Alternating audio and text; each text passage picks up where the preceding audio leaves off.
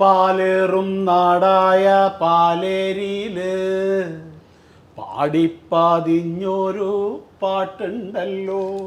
പാലേരി മാണിക്യം പെണ്ണൊരുത്തി പാതിര നീന്തി കടന്ന പാട്ട്. അതവിടെ പാടുന്ന പാട്ട്. അതെ, ഈ സിനിമയിൽ ഇത് മനോഹരമായിട്ട് ബിജിപാൽ ചെയ്ത് പാലേറും നാടായ പാലേരിയില് പാടിപ്പതിഞ്ഞൊരു പാട്ടുണ്ടല്ലോ.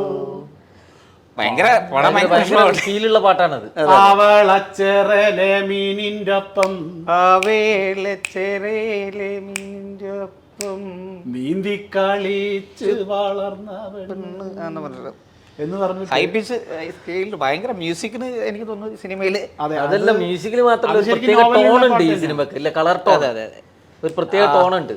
എന്തായാലും 4-ാം തീയതി ഈ പാലേരി മാണിക്യം ഈ 4-ാം തീയതി തിയേറ്ററുകളിൽ എത്തുകയാണ്. അത് 4K ഫോർമാറ്റിലാക്കിയിട്ട് ഗംഭീരമായിട്ടുള്ള ഒരു വിഷ്വൽ എക്സ്പീരിയൻസ് ആയിരിക്കും. അത് ഒരിക്കൽ കൂടി തിയേറ്ററിൽ പോയിരുന്ന് കാണാനുള്ള. തിയേറ്ററിൽ പോയിരുന്ന് കാണുന്നത് മാത്രമല്ല, മമ്മൂക്ക 3 കഥാപാത്രം ചെയ്ത സിനിമയാണ്. ഞങ്ങളുടെ ക്യാമ്പിൽ വന്ന് പറഞ്ഞത് ഇത് നാടകക്കാരുടെ സിനിമയാണെന്ന് കേട്ടപ്പം എനിക്കിതിൽ നിന്ന് ഒരു കഥാപാത്രം തന്നേ പറ്റുള്ളൂ എന്ന് പറഞ്ഞിട്ട് ഞാൻ കാല് പിടിച്ചരന്ന് വാങ്ങിയതാണ് ഈ റോള്. ആ 3 റോളും ഞാൻ ഇതേപോലെ തന്നെ രഞ്ജിത്തിനോട് റിക്വസ്റ്റ് ചെയ്ത് തട്ടിയെടുത്താണ്. നിങ്ങളൊന്നും വിചാരിക്കരുത്, എൻ്റെ അഭിനയത്തോടുള്ള ആർത്തിയാണെന്നാണ് ഞങ്ങളോട് പറഞ്ഞത്. അപ്പോൾ ആ 3 റോളും വ്യത്യസ്തമായിട്ട് ഒരിക്കലും നമുക്ക് ഒരു പകരം വെക്കാനില്ലാത്ത രീതിയിൽ അവതരിപ്പിച്ച റോളാണ്.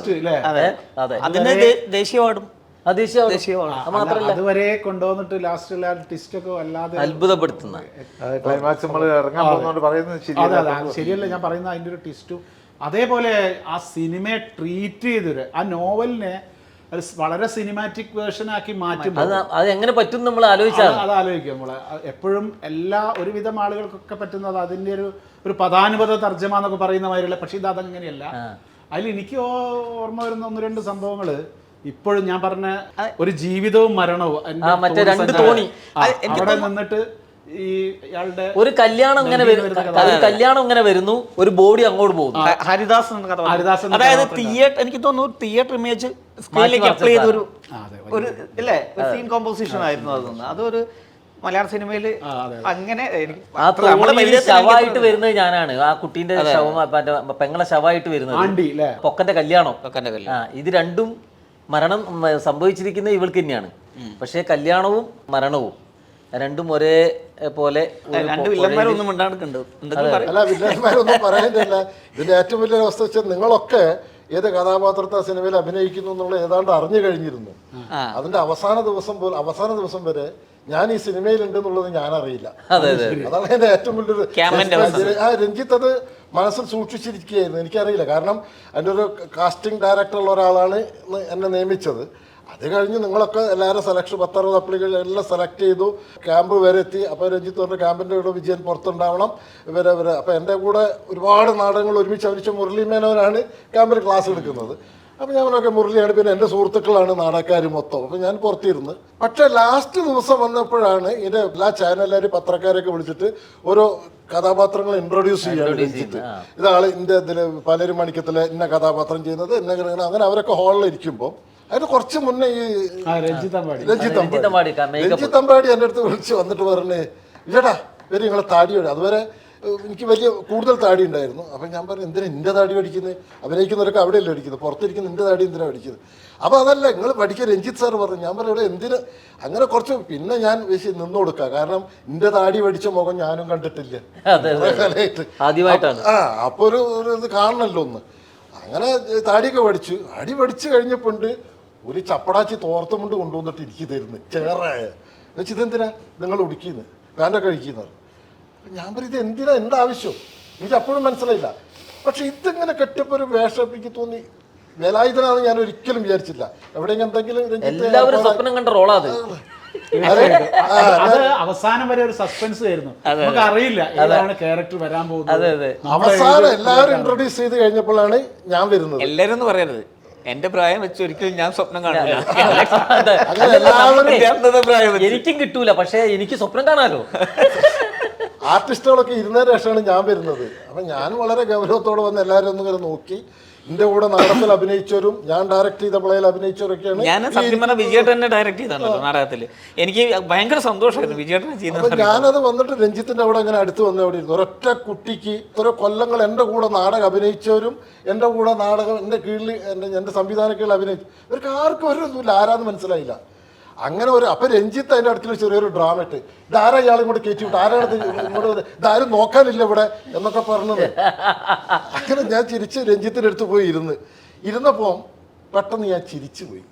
ചിരിച്ചപ്പോൾ എൻ്റെ ഒരു ട്രേഡ് മാർക്ക് ഉണ്ടല്ലോ, ഈ പഴഞ്ഞ വിടവ്. ഇത് കണ്ടതോട് കൂടിയിട്ട് നമ്മുടെ കൂട്ടുകാർക്ക് മനസ്സിലായി ഇത് വിജയേട്ടനല്ലേ എന്ന് ചോദിച്ചു. അപ്പോഴാണ് രഞ്ജിത്ത് പറയുന്നത് ഇത് മമ്മൂട്ടി ഹീറോ, സെക്കൻഡ് ഹീറോ ആയിട്ടുള്ള വേലായുധൻ ഈ വിജയനാണ് ചെയ്യുന്നത്, വിജയ നാടകത്തിൽ നിന്ന്. അപ്പോഴാണ് സത്യം പറയുകയാണെങ്കിൽ ആ സിനിമയിൽ എനിക്കൊരു റോൾ ഉണ്ടെന്നും അത് ഇത്രയും വലിയൊരു റോളാണെന്നും ഞാൻ അറിയുന്നത് ആദ്യമായിട്ട്. അത് വളരെ സന്തോഷകരമായൊരു നിമിഷമായിരുന്നു. സന്തോഷകരത്തിൻ്റെ അപ്പുറത്ത് കുറച്ച് ഉൾഭയമുണ്ട്. കാരണം ത്രൂ ഔട്ട് ആശാന്റെ കൂടെയാണ് നിൽക്കേണ്ടത്. അതിനുള്ള ഒരു മനക്കരുത്തും വേണം. അതെ, അതിന്റെ ഹിന്റ് തന്നിരുന്നത് ശരി എത്ര സീൻസ് ഉണ്ടാവും എന്നുള്ള സമയം ആ സമയത്ത് ഏകദേശം അറിയാം. നോവൽ വായിക്കുമ്പോൾ അറിയുന്നത് ഞാൻ ആദ്യം പിന്നെ എന്നോട് പറഞ്ഞു ഞാൻ ഒരുപാട് സീനുകളുണ്ട്, മമ്മൂട്ടിയാണ് കൂടുതൽ കോമ്പിനേഷൻസ് ഉള്ളത്, അല്ലാതെ ഉണ്ട് എന്നൊക്കെ പറഞ്ഞു. പക്ഷേ സിനിമയുടെ സ്റ്റാർട്ടിങ്ങിൽ തുടങ്ങുന്ന ദിവസം പൂജ കഴിഞ്ഞ് ഫസ്റ്റ് എടുക്കുന്നത് എൻ്റെ ഷോട്ടാണ്. இது எல்லாம் 15 வருஷத்துக்கு முன்னாடி நடந்த கதை அவர் சொல்றாங்க. அப்ப ஃபர்ஸ்ட் எடுക്കുന്ന ഷോട്ട് മുന്നാടി എടുക്കുന്ന ഷോട്ട് എനിക്കറിയില്ല. ആദ്യത്തെ ഷോട്ട് തന്നെ പാളിപ്പോയാൽ ഒരുപാട് ആൾക്കാർ ഉദ്ഘാടനത്തിന് വന്നിട്ടുണ്ട് ഈ പൂജാകർമ്മത്തിൽ. അതെല്ലാം പുറത്തുള്ളവരുണ്ട്, രഞ്ജിത്തിന്റെ സുഹൃത്തുക്കളുണ്ട്, എല്ലാവരും വന്നിട്ടുണ്ട്. അപ്പൊ ഇതിന്റെ ഇടയ്ക്കിൽ നമ്മളിത് കട്ട് പറഞ്ഞ ഷോട്ട് കൊടുക്കും, വഷളാകുക. നാടകമേദി അല്ലല്ലോ. അവസാനം എന്തോന്നല്ലെന്ന് എൻ്റെ ഭാഗ്യമല്ല, പടച്ചോപുരാന്റെ അനുഗ്രഹം കൊണ്ട് ശ്വേതന്റെ വീട്ടിലേക്ക് ഞാൻ വന്നൊരു കാര്യം പറയാൻ വേണ്ടി വരുന്നത്.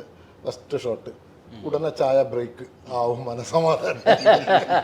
അല്ല, എല്ലാവരും ഭയത്തിൽ തന്നെയാണല്ലോ, കാരണം എല്ലാവരും ആദ്യമായിട്ട് അഭിനയിക്കാണല്ലോ. നമ്മൾ ഇതുവരെ നാടകം കളിച്ചിട്ടുള്ള എക്സ്പീരിയൻസ് അല്ലേ ഉള്ളൂ. അല്ല, ഞാൻ ആദ്യം എല്ലാം അഭിനയിക്കുന്നത് കുഞ്ഞിക്കണ്ണൻ അതില് 2 കൂട്ടുപ്രതികളിൽ ഒരാള് അടുത്തേതൊരു കുഞ്ഞിക്കണ്ണൻ കുന്നുമൊരു വേലായിരുന്നു. പിന്നെ വരുന്നതാണ് ഞാൻ മധുവൻ അഹമ്മദ് എന്നൊക്കെ പറഞ്ഞപ്പോൾ ഞാൻ എന്താ ഗംഭീരമായിട്ട് ആ ക്യാമ്പിൽ വെച്ച് രസമുള്ള കുറേ സംഭവങ്ങളുണ്ട്. 15 വർഷങ്ങൾക്ക് മുമ്പാണെങ്കിൽ ഓർമ്മയുണ്ട്, ഈ കഥാപാത്രങ്ങൾ നിശ്ചയിച്ചിട്ട് രഞ്ജിത്ത് സാർ ഇങ്ങനെ വിളിച്ച് ഓരോരുത്തരെയും പ്രഖ്യാപിക്കുന്നുണ്ടല്ലോ. ആ പ്രഖ്യാപിക്കും ഓരോരുത്തരും പറഞ്ഞു.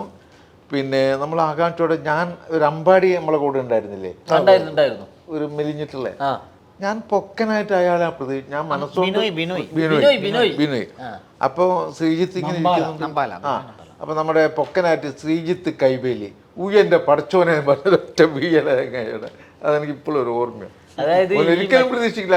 ആണ്ടി എന്ന് പറയുന്ന കഥാപാത്രം ഞാൻ നമ്മൾ എല്ലാവരും വായിച്ചാണല്ലോ നോവല്. നമ്മൾ വലിയ വലിയ കഥാപാത്രങ്ങൾക്കാണ് മോഹം ഉണ്ടാവുക. പക്ഷെ എന്ത് പറഞ്ഞാലും ആണ്ടി ഇങ്ങനെ ഹൃദയത്തിൽ തറച്ചു കിടക്കുന്നുണ്ട്. അത്രയ്ക്കും ആണ്ടി അല്ല, ശരിക്കും ഞാൻ ആണ്ടി അത്ര ഇഷ്ടപ്പെട്ടിരുന്നു. എന്നാലും അത് ചെറുതായതുകൊണ്ട് അത്ര കൂടുതലില്ലാത്തത് കൊണ്ട് വലിയ കഥാപാത്രത്തിന് മോഹിക്കും. പക്ഷെ ആണ്ടിയാണ് അന്ന് എരഞ്ഞിക്കൽ ശശിയാണല്ലോ ചെയ്യുന്നതെന്ന് പറഞ്ഞപ്പം സത്യത്തിൽ ഞാൻ നന്നായിട്ട് സന്തോഷിച്ചിട്ടുണ്ട്. ആ സംഭവം ആ നോവലിൽ ഭയങ്കരമായിട്ട് കൊളുത്തും ആളുകൾക്ക് ആ കഥാപാത്രം. അതേപോലെ തന്നെയാണ് ഇന്ന് പൊക്കനും. രണ്ടും നല്ല എൻ്റെ ഭാഗം കണ്ടമാനമൊന്നും ഇല്ലെങ്കിലും ഉള്ളത് നോവലിൽ തന്നെ നല്ല പ്രസക്തമായി കിടക്കുന്നു. അതിൻ്റെ ഒരു ഗുണം എന്ന് പറഞ്ഞാൽ വളരെ ഗ്രാമീണമായിട്ടുള്ള ക്യാരക്ടേഴ്സാണ്, വളരെ ഗ്രാമീണരായിട്ടുള്ള എന്നാൽ വളരെ പച്ചയായിട്ടുള്ള ക്യാരക്ടേഴ്സാണ്. അപ്പോൾ അതിൽ പാലേരി പ്രദേശത്ത് നടക്കുന്നൊരു കുറ്റ്യാടിയിൽ നാടകം കാണാൻ പോകുന്ന സമയത്ത് ഉണ്ടാകുന്ന ഇൻസിഡന്റ്, ആ വെരിക്കള, അവിടെയാണ് ആലിക്ക ചെയ്ത വേഷം. അയാളെ അസിസ്റ്റന്റ് ആയിട്ട് പൊക്കം പോകുന്ന ഒരു സംഭവം.